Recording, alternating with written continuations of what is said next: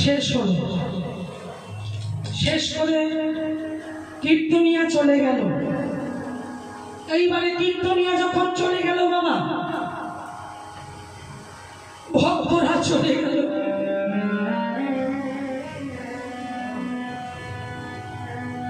গৌর প্রেমে পাগল হয়ে গেল চন্দ্র শশী দেবী।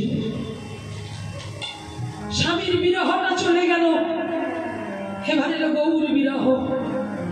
কোথায় গেলে গৌর পাবো? গৌর, গৌর তুমি কোথায়? গৌর তুমি কোথায়? তুমি কোথায়? কোথায় গেলে আমি তোমাকে পাবো?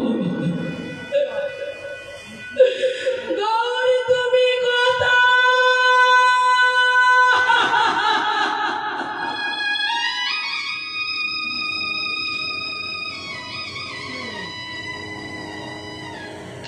নয়ন জলে বক্ষ ভাসে কাঁদছে, ঘরের মধ্যে দরজা বন্ধ করে কাঁদছে, কেঁদে কেঁদে বলছে গৌর একবার দেখা দাও, একবার দেখা দাও। এই দেখুন এই আকুলতা, এই ব্যাকুলতা।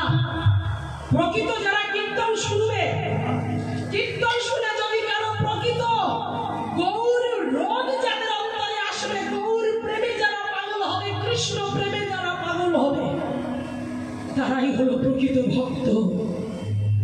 সেই চন্দ্র শশী দেবী ঘরের দরজা জানলা বন্ধ করে দিয়ে নয়ন জলে বক্ষ ভাসে কাঁদছে। গৌরাঙ্গ তুমি মোরে দয়া না ছাড়ি,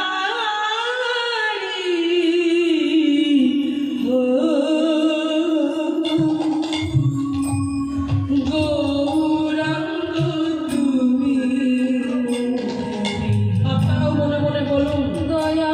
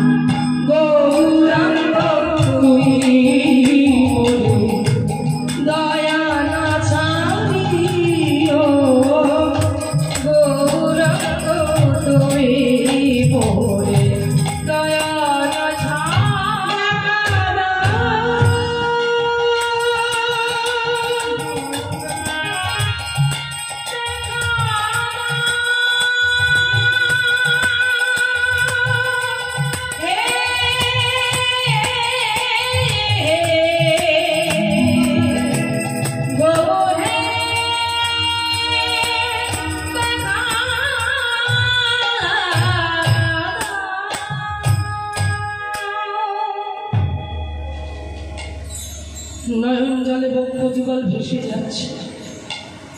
প্রভু দেখা দাও, দেখা দাও। এমন আকুলতা, এমন ব্যাকুলতা নিয়ে যদি কেউ ডাকে, ভগবান আসবে না? হ্যাঁ মায়েরা, আমরা তো ডাকতে পারি না, আমরা তো বলতে পারি না। আমাদের মধ্যে আকুলতা নেই, আমাদের মধ্যে ব্যাকুলতা নেই, আমাদের অন্তরে প্রেম নাই, আমাদের অন্তরে ভক্তি নাই, আমাদের অন্তরে প্রীতি নাই, আমাদের চোখে জল নাই। আমরা তো কাঁদতে পারি না, ভগবানের কাছে যেতে পারি না। জানো বাবা, আমি বাগবাজার গৌরীয় মঠের আশ্রিতা। আমার গুরুদেব অষ্টতর শত শ্রীমৎ ভক্তি সুন্দর গোস্বামী মহারাজ, গুরুদেব বলেন, সুভদ্রা মালা কোনোদিন উপোস দেবে না, মালা করো হরে কৃষ্ণ হরে কৃষ্ণ কৃষ্ণ কৃষ্ণ হরে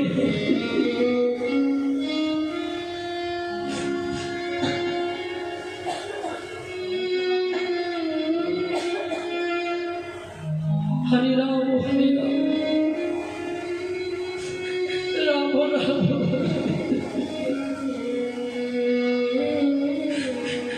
মালা কোনোদিন উপোস দিও না, কারণ হরি নামে যে হরি নামে আমরা তো ভগবানকে ভালোবাসতে পারি না।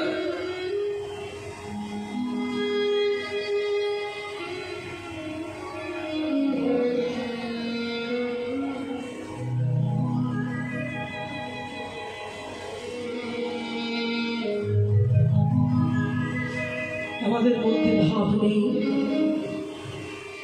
আমাদের মধ্যে ভালোবাসা নেই। জানো মায়েরা, ভগবানকে আমরা ভালোবাসতে পারি না বলে ভগবান আমাদের কাছে আসে না। সনাতন গোস্বামী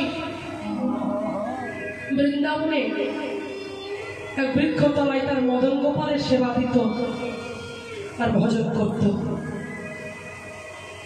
আর প্রতিদিন কি সেবা দিত জানো?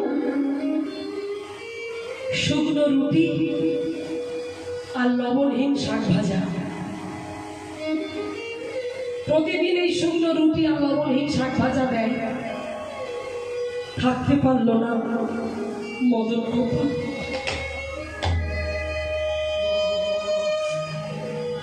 মদন গোপাল বললে,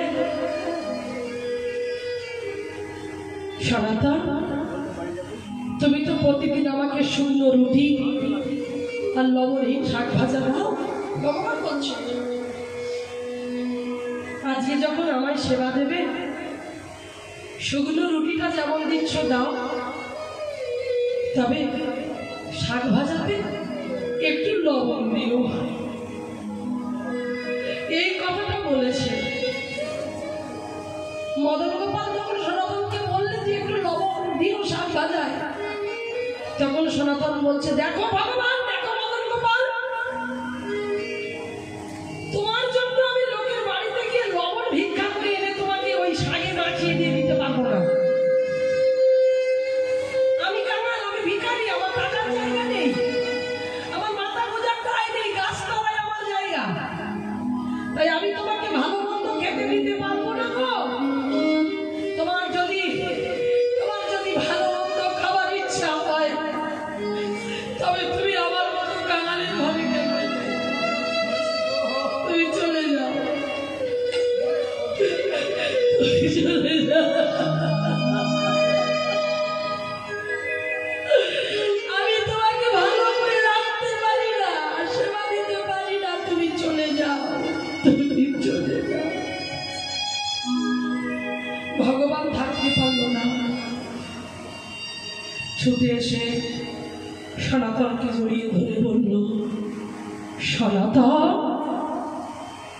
আমি তোমাকে ছেড়ে কোথাও যাব না, কোথাও যাব না। চাই না আমার লবণ, আমি এইভাবেই সেবা পাবো, কিন্তু তুমি আমাকে চলে যেতে বললো না তুমি আমাকে ছেড়ে যেও না, কারণ জগতে অনেক মানুষ আছে, কিন্তু তোমার মতো এমন ভক্ত কোথায় পাবো? তোমার অন্তরে যে ভক্তি, যে অন্তরে যে শ্রদ্ধা, যে অন্তরে ভালোবাসা নিয়ে তুমি আমাকে রেখেছো, আমি অন্য কারোর কাছে যেতে চাই না, আমি তোমার কাছে থাকতে চাই। নিতাই গৌরী প্রেমানন্দ একবার হরি বল।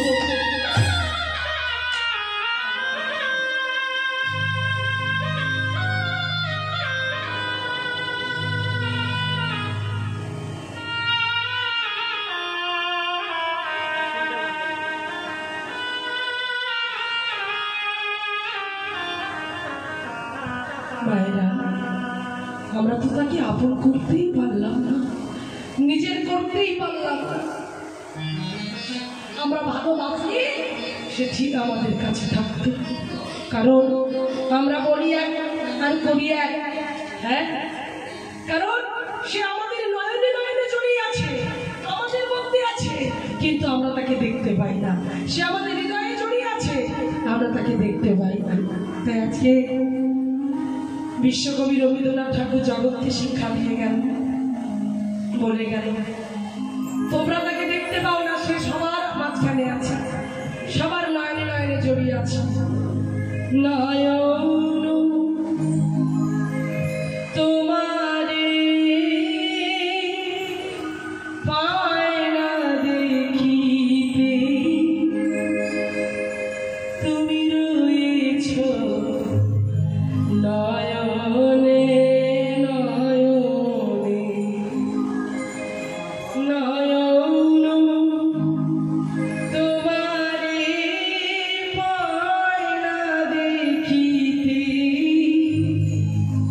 তুমি রয়েছ নয়নে নয়নে। হৃদয় তোমারে যেন বুঝিতে, তুমি হৃদয়ে রয়েছ গোপনে, তুমি রয়েছ নয়নে নয়নে। নয়ন তোমারে পাই না দেখিতে, তুমি রয়েছ নয়নে নয়নে। হৃদয় তোমারে পাই না বুঝিতে, তুমি হৃদয়ে রয়েছ জড়ায়ে। তাহলে তুমি চাইছো, আমরা তোমাকে চাইছি না। হ্যাঁ, আমরা তোমাকে চাইছি না। সদা সর্বদাই আমাদের মনটা চঞ্চল, মনটা অস্থির হয়ে আছে। কামনার বশে মন অবিরত নাই না স্বদেশে, পাগলের মতো স্থির আঁকি তুমি রয়েছ সতত। তুমি জাগিছ শয়নে স্বপনে, রয়েছ নয়নে নয়নে। নিতাই গৌর প্রেমানন্দ একবার হরি বল হরি বল।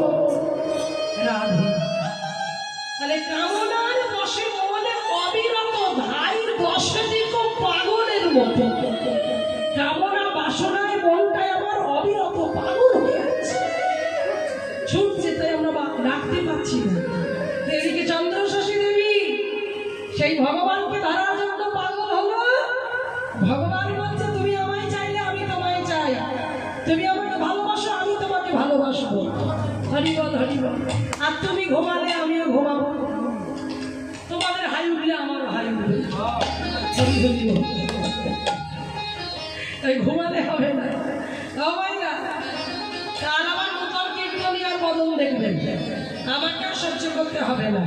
আমি জানি আমার তোমাদের খুব কষ্ট দিচ্ছি আমি, তাই না মা? হরি হরি বল, জয় রাধে। তাই দেখো সেই চন্দ্রশশী দেবী কাঁদছি, আর ওদিকে নায়ক মশাই দরজায় টোকা দিল। গিন্নিমা, গিন্নিমা, দরজা খুলুন গিন্নিমা। কে? আমি নায়ক মশাই। ছুটে এসে গিন্নিমা দরজা খুলে দিল। আর যেই দরজাটা খুলে দিল, খুলে দেওয়ার সঙ্গে সঙ্গে গিন্নিমা বলতে কি, নাই মশাই আপনি এখানে কি ব্যাপার? গিন্নিমা, আমরা একটা সমস্যায় পড়েছি। কি সমস্যা? না, বীরভূমের একটা কোটরা গ্রাম, সেই কোটরা গ্রামবাসী 3 বছর ধরে তারা কোনো খাজনা দিচ্ছে না। তাই আমরা আপনার কাছে ছুটে এসেছি, যদি আপনি আমাদের সঙ্গে যান, হয়তো আপনাকে দেখলে ওরা খাজনা দিতে পারে। তাই চলুন আমাদের সঙ্গে। বললেন আমি যেতে রাজি আছি, তবে পালকি কি প্রস্তুত? বলল পালকি প্রস্তুত আছে, চলুন আমাদের সঙ্গে। তাই সুন্দর করে পালকি প্রস্তুত হলো। গিন্নিমা সেই পালকিতে উঠলেন, পালকিতে বসলেন, বেয়ারারা পালকি কাঁধে তুলে নিলেন, পালকি করে যাচ্ছেন কে না সেই গিন্নিমা। কোথায় যাচ্ছে মায়েরা? খাজনা আদায় করতে। কোথায় যাচ্ছে? বীরভূম কোটরা গ্রামে। দেখুন কিভাবে চলেছেন, বলুন ধ্বনি করুন হৃদয় গৌরবে প্রেমানন্দে পালকি চলে রে,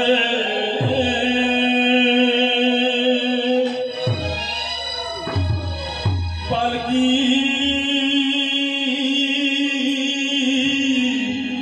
চলে রে, দেখুন কিভাবে পালকি যাচ্ছে। হরি বল। চলে রে, পালকি চলে রে, পালকি চলে রে।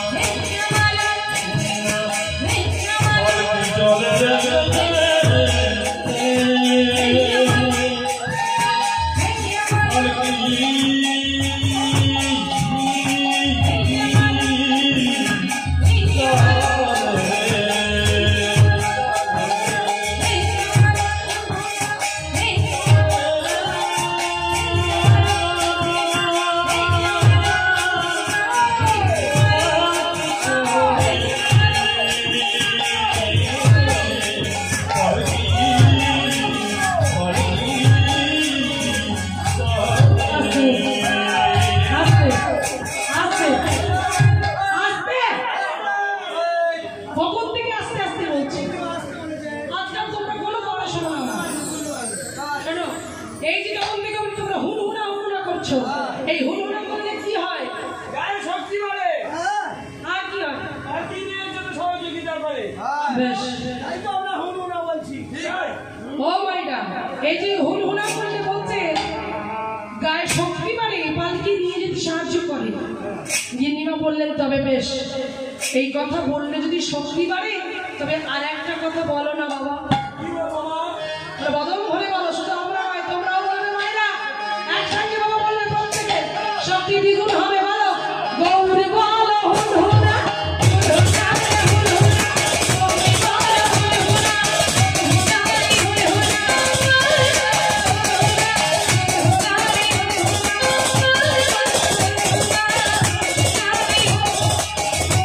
পালকি চলে রে,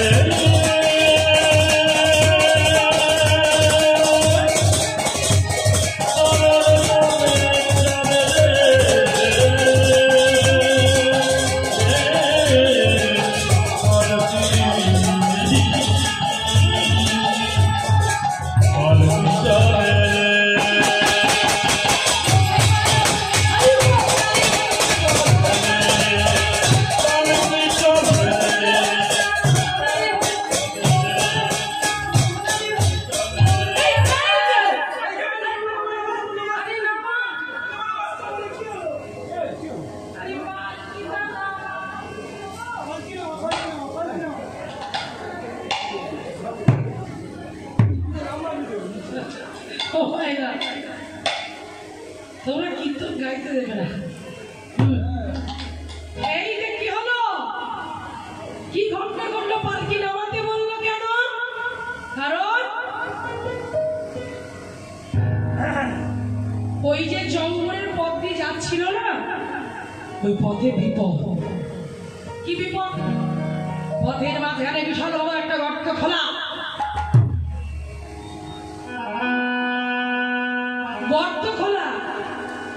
ওই গর্ত দেখে থাকতে পারলেন না। কি না, সবাই থাকতে পারলো না। ভাবছি যে এই জঙ্গলে এত বড় গর্ত খোলা, গর্তটা কে খুঁড়লো? তারা নিশ্চয়ই বিপদে ফেলবার জন্য করেছে। গিন্নিমা আমার মনে হয় যে আপনাকে বিপদে ফেলার জন্য এরা গর্ত খুলেছে। তাই কি করা যায় বলুন? গিন্নিমা বললেন, বেশ, যদি তাই হয়ে থাকে তবে তোমরা আমাকে নিয়ে অন্য পথ দিয়ে পালকি ঘুরিয়ে নিয়ে চলো। যেই বললেন যে পালকি ঘুরিয়ে নিয়ে চলো, পালকি ঘুরিয়ে নিয়ে গেল। এইবারে সেই কোটরা গ্রামে এসে পৌঁছে গেছে। মানে লক্ষ্য করো, কোটরা গ্রামে এসে পৌঁছে গেল। এবার পৌঁছে গিয়ে গিন্নিমা দেখছে যে চারিদিকে শুনশান, গ্রামে একটাও মানুষ নাই। গিন্নিমা সবাইকে ডাকাডাকি করলো, কিন্তু কারো শব্দ পাওয়া গেল না। কারো শব্দ যখন পাওয়া গেল না, এমন সময় গিন্নিমা ওই নায়েব মশাইকে বলছে, নায়েব মশাই, আমার মনে হয় কি গ্রামে গ্রামে মানুষজন থাকে না, বুঝলেন? তাই এই গ্রামের যত ঘর বাড়ি আছে সব আপনি জ্বালিয়ে পুড়িয়ে দিন, যাও। এই বলে নায়েব মশাই হাতে মশাল জ্বালিয়ে ছুটতে ছুটতে চলেছে। আর চিৎকার করে বললেন,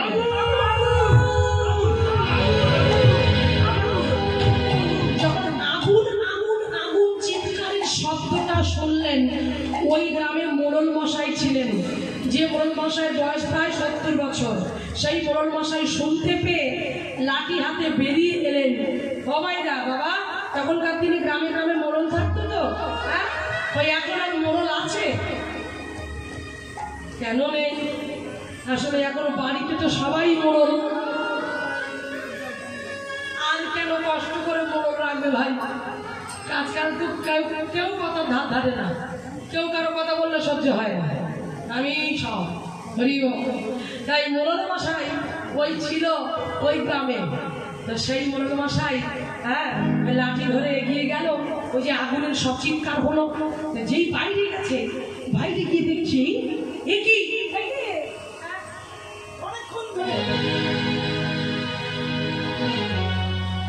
না না, তোমাদের গিন্নিমাকে দেখতে পেয়েছে। গিন্নিমাকে দেখতে পেয়ে বললেন, আরে প্রণাম গিন্নিমা, প্রণাম। গিন্নিমা আপনি এখানে? আমাদের তো ডেকে পাঠাতে পারতেন। থামো, আপনাদের কথা অনেক শুনেছি। আমি খুব কষ্ট পেয়েছি। তো আজকে দেখুন, সেই চন্দ্রশশী দেবী যখনই দাঁড়িয়ে আজকে কথা বললেন যে আমি খুব কষ্ট পেয়েছি, তাই আমাকে প্রণাম করার আগে আমার দুটো প্রশ্নের উত্তর দিন। না, কি প্রশ্ন? প্রথম প্রশ্ন, মায়েরা মন দিয়ে শুনলে, ওই মোড়ল মশাইকে গিন্নিমা দুটো প্রশ্ন করেছিল। দুটো প্রশ্ন ভালো করে শুনে নেন। প্রথম প্রশ্ন হলো, আমি আসার সময় দেখলাম পথের মাঝখানে বিশাল বড় করে গর্ত খোলা, ওই গর্তটা কেন খোলা হয়েছে? এক নম্বর প্রশ্ন।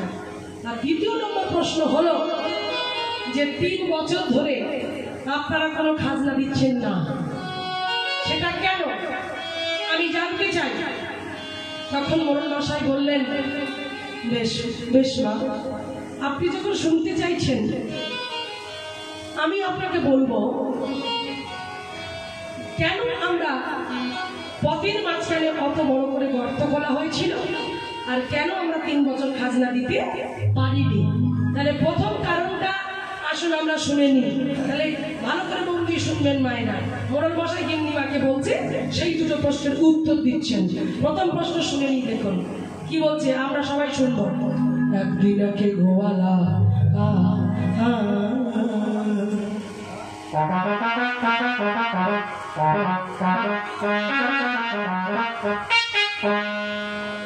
মনে মনেতে ভাবিল,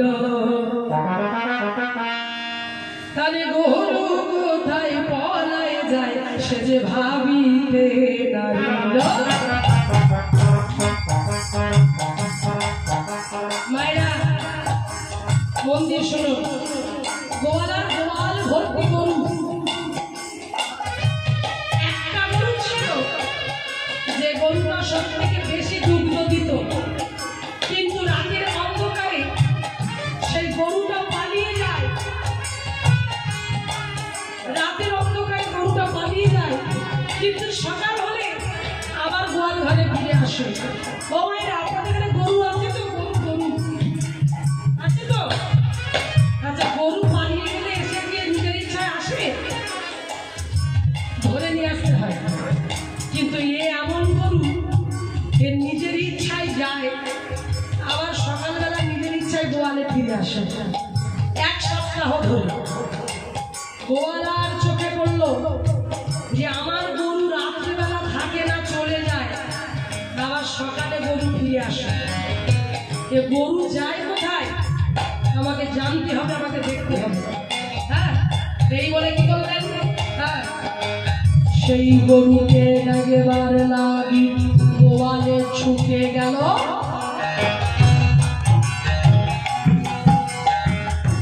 ওমা, গরুর গলায় যে দড়িটা ছিল খোটার সঙ্গে, সেটা শক্ত করে বাঁধল। এইবার শক্ত করে বেঁধে গোয়ালে ঘরে বসে রইল।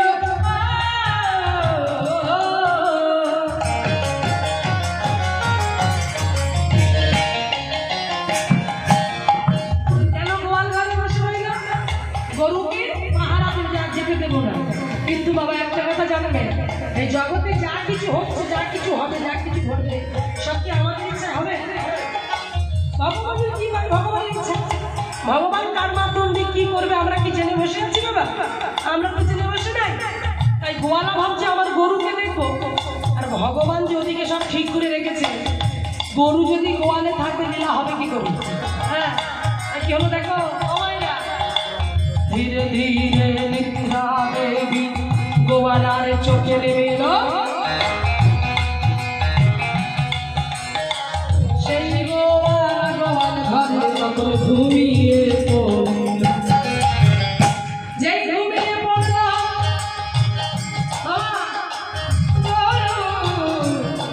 কি করলো জানো? গোয়ালা যখন ঘুমিয়ে পড়ল, তখনই ধীরে ধীরে গোয়াল ঘরে থেকে গরু পালায় গেল।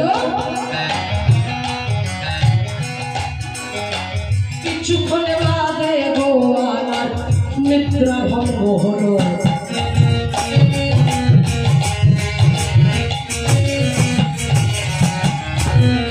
গোয়ালার যখন নিদ্রা ভঙ্গ হলো, যাকে গোয়াল ঘরে গরু নাই,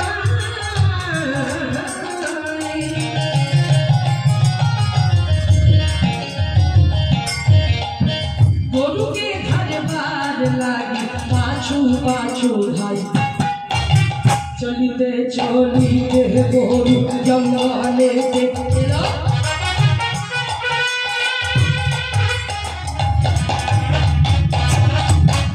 সেই গরু কোথায় যায় দেখবে বলে পাছু পাছু।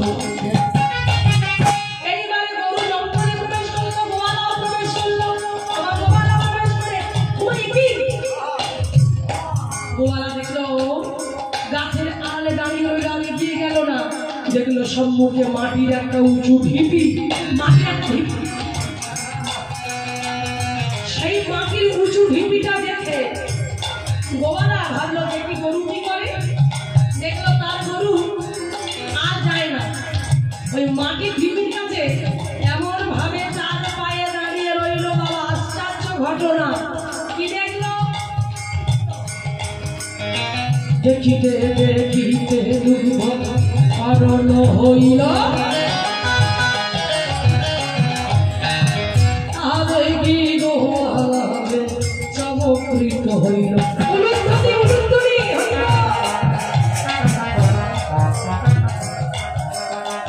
এই ঘটনাটা কি আশ্চর্য ঘটনা! এই ঘটনাটা বলে তবে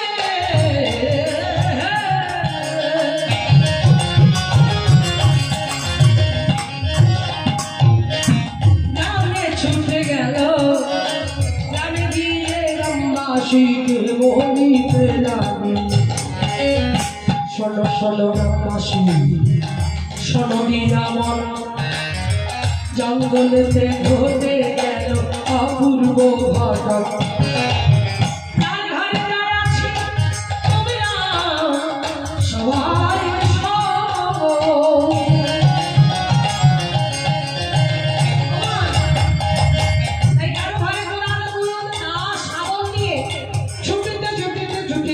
জঙ্গলে গেল জঙ্গলে এসে মাটির ঢিবি দেখতে পেল মাটির ঢিবি দেখলো গরু দাঁড়িয়ে আছে মাটি ভিজে আছে মোড়ল মশাই বলেন শোনো শোনো গ্রামবাসী তোমরা বড় খনন করার কাজে শুরু করে দাও এই বলে খনন করতে শুরু করে দিল সকাল গড়িয়ে দুপুর গেল তবু কিছু পাওয়া গেল না দুপুর গড়িয়ে বৈকাল হলো পাওয়া গেল না বৈকাল গিয়ে সন্ধ্যা হয়ে রাত হয়ে সকাল এক মানুষ করে কাটা হয়ে গেল তবু কিছু পাওয়া গেল না মা এইবার দেখো কি হলো এইবার মোড়ল মশাইকে বলছে যারা কাটছে বলছে আর পাচ্ছি না মোড়ল মশাই বাড়ি চলুন বাড়ি যাই তখন বলছে না বাবা না এসে যখন পড়েছি গরু যখন দুগ্ধ দেয় নিশ্চয়ই কোনো ঘটনা রয়ে যায় একটু ভালো করে খনন করো আরেকটু এই বলে মনের কথা শুনে খনন করতে লাগলো সব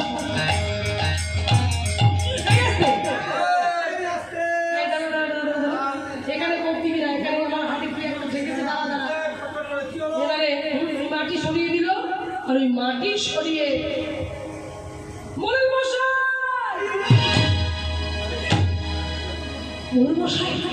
মোড়ল মশাই আমরা পেয়েছি কি পেয়েছিস মোড়ল মশাই তো হয় না মাটি শুয়ে হলুদ ধ্বনি হবে না জয় ধ্বনি একটু হবে না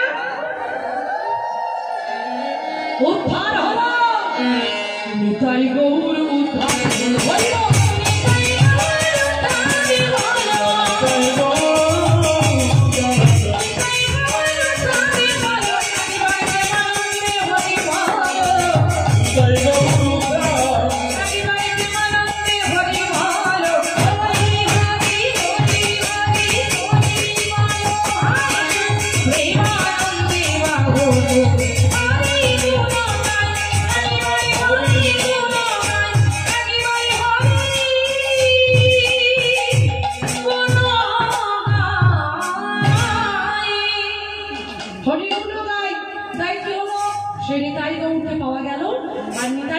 যখন পাওয়া গেল তারা মনির আনন্দে সেই নিতাই গৌরকে নিয়ে চলে এলো ভক্তমণ্ডলী বাবা আমার ভক্তিমতী মায়েরা এবার বলো তো এই ঘটনাটা কে কাকে শোনাচ্ছিল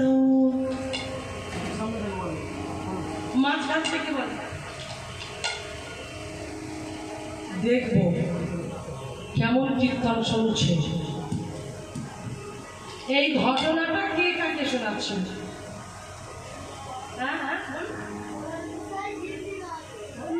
যা বলছি সব ওই বলছি হ্যাঁ কালকে থেকে কীর্তন শুনছে মন্দির কৃষ্ণ ভক্তি হোক হরি বল মোড়ল মশাই গিন্নি মাকে শোনাচ্ছিল হ্যাঁ হরি হরি বল একটু একটু করে কৃষ্ণ প্রেমের বীজ অঙ্কুর হোক অঙ্কুরোদ্গম হোক বড় হোক আজকে এত সুন্দর এই বংশ তিলোত্তমা এত সুন্দর গড়ে উঠেছে রাজবাগ এত অপূর্ব সুন্দর রাধা গোবিন্দের মন্দির প্রাঙ্গণে আপনারা কীর্তন শ্রবণ করছেন দেখুন যারা এই দায়িত্বটা নিয়ে আছে তাদেরও বয়স হয়ে যাচ্ছে কবে অবসান ঘটবে জানি না পৃথিবীতে তো কেউ বাঁচবে না সবাইকে একদিন চলে যেতে হবে তাই এদের মতো কৃষ্ণ ভক্তরা যদি না থাকে তাহলে হরিবাসত্ব করা যাবে না বাবা তাই এদের মধ্যে দিয়েই এই হরিসভা বেঁচে থাকুক ভগবানের গুণ কীর্তন যেন নাম সংকীর্তন হরিসভা যেন আরও বড় হয় আরও সমৃদ্ধিশালী হয় আপনাদের মতো সাধুগুরু বৈষ্ণবের চরণধুলি পড়ে হরিসভা ধন্যাতে ধন্য হয় তাই গৌরী প্রেমানন্দ একবার হরি বল দেখুন বাবা একটা কথা জানবেন 84 লক্ষ জনই ভ্রমণ করে সাদের দেহটা পেয়েছি এই দেহটাকে কিন্তু হেলায় হেলায় নষ্ট করলে হবে না কারণ এই জন্ম কিন্তু আমরা বারবার পাবো না তাই আমার বাবার খুব ইচ্ছা ছিল আমি যেন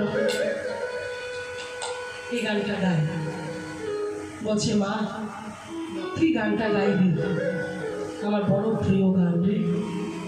এই গানটা অনেক মানুষ শুনেছে, তোর গান ইউটিউবের মাধ্যমে প্রচুর মানুষ শুনেছে, তুই গানটা শোনাবি।